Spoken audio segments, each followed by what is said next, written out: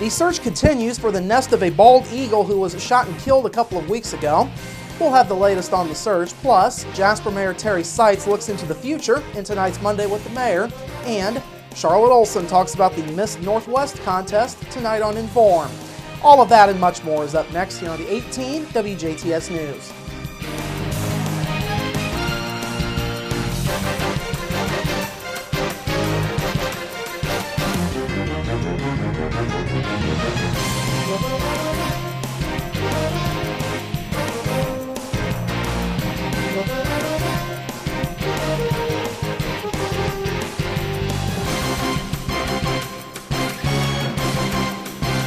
Hello, I'm Bradford Raths. Despite the accomplishments and challenges of 2014, there is great opportunity in the city of Jasper. That's the message that was delivered by Mayor Terry Seitz during this morning's State of the City address. Seitz touched on 14 accomplishments from last year, including the adoption of the Downtown Riverfront Master Plan, a new Unified Development Ordinance, and repurposing of the former Jofco building into workforce housing. Seitz also talked about many of the challenges his administration has overcome since taking office in 2011. He says the biggest challenge that lies ahead will be continuing to shape a vision. Where do we want to see us as a rural city in an ever-changing environment in Indiana? Do we want us to grow? Do we need to grow? It's been said we have 1,000 jobs, and I've been one of those that have said that, and not the people to fill them. But how will those people change our market? Where do we get them? Do we recruit them? Will people be satisfied when we're looking at this audience? And people may not look the same as what we do. You know, those are challenges that we have culturally as well. This morning also featured speeches from the DuBois County Council and the County Commissioners. Council Vice President Jerry Hunefeld delivered the Council's address. Hunefeld stated that 4 out of 10 commissioners and council members are new this year. He says that change can be positive. That's good in the respect that we get a different perspective, we get a different point of view, and we are pretty varied in terms of backgrounds and interests. So I think those are the kinds of things you want, the kinds of things you look for when you want a broad representation of the people. Hunefeld also touched on the change that the council has undergone since he was elected 40 years ago. He says the council mostly reviewed budgets at that time, but has since grown to be an entity that partners with local communities on projects for the good of the county as a whole.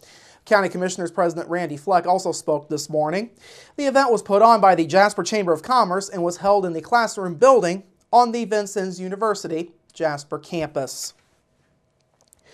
DuBois County's unemployment rate remains low, even with a major decrease in the month of February.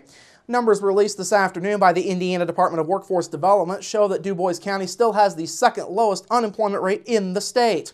That rate came in at 4.2% for February, a drop of 0.6 from January. Hamilton County holds on to the top spot at 4.1%.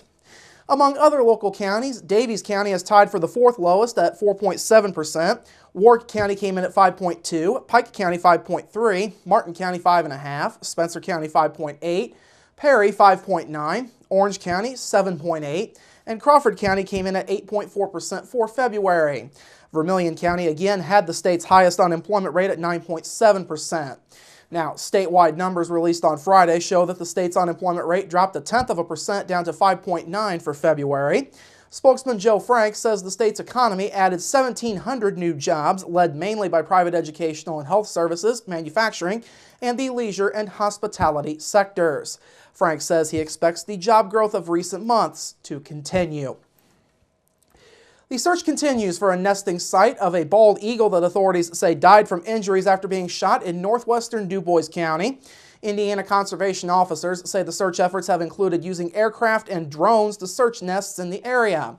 Conservation officers say 3 nests that are closest to where the eagle was found have been ruled out, as all 3 turned out to be 2-parent nests. In a news release, Indiana Conservation Officer Kenny Tencher says the amount of phone calls and help received from citizens so far has been almost overwhelming. Tencher says local agencies and the DuBois County Sportsman's Club have donated money to cover costs of using the aircraft and drones. Now, of course, this story began back on March 19th when conservation officers were called to an area in northwestern DuBois County near the Pike County line after they got a report of an injured eagle. Conservation Officer Joe Haywood said last week the eagle's actions suggested something was wrong. When he was initially found, there were people just kind of taking pictures of him. They were able to approach him and they've got to thinking there's probably something not right here, and that's when they called. The eagle was found in flooded timber and was taken to a federal wildlife rehabilitator. Haywood says rehab efforts stalled when the bird could not keep food down. The bird was later taken to the Indiana Raptor Center in Nashville after bullet fragments were found during x-rays. The bird died on the way to the Raptor Center. And finally tonight, local high school and college students can enter a new statewide contest to help raise awareness for avoiding texting while driving. On Friday, Lieutenant Governor Sue Ellspermann announced the start of this year's Drive Now, Text Later contest. Students who compose the most creative and viral social media posts through Twitter, Instagram, and Vine will be awarded a $5,000 scholarship to go towards their post-secondary education. Now, those who want to participate should register their public Twitter accounts by April 10th. There is a catch to this contest, though. Any social media post that is created while driving will be disqualified. Up to 3 students can work together through one social media account, and high school and college entries will be awarded separately. Winners will be chosen across 5 different categories, which are most tweets, retweets, and favorites on Twitter, most likes on Vine, most creative on Vine, most likes on Instagram, and most creative through Instagram. For more information, you can go online to textlaterin.gov. This contest is going on throughout the month of April, and all entries should be posted with the hashtag TextLaterIndiana. Now, 2013 Jasper High School graduates Austin Huffman and Logan Schrery were last year's scholarship winners. All right, coming up after the break, Terry Seitz is up next for Monday with the Mayor, and later on, Bill talks to Charlotte Olson about the Miss Northwest Territory contest. We're back after this.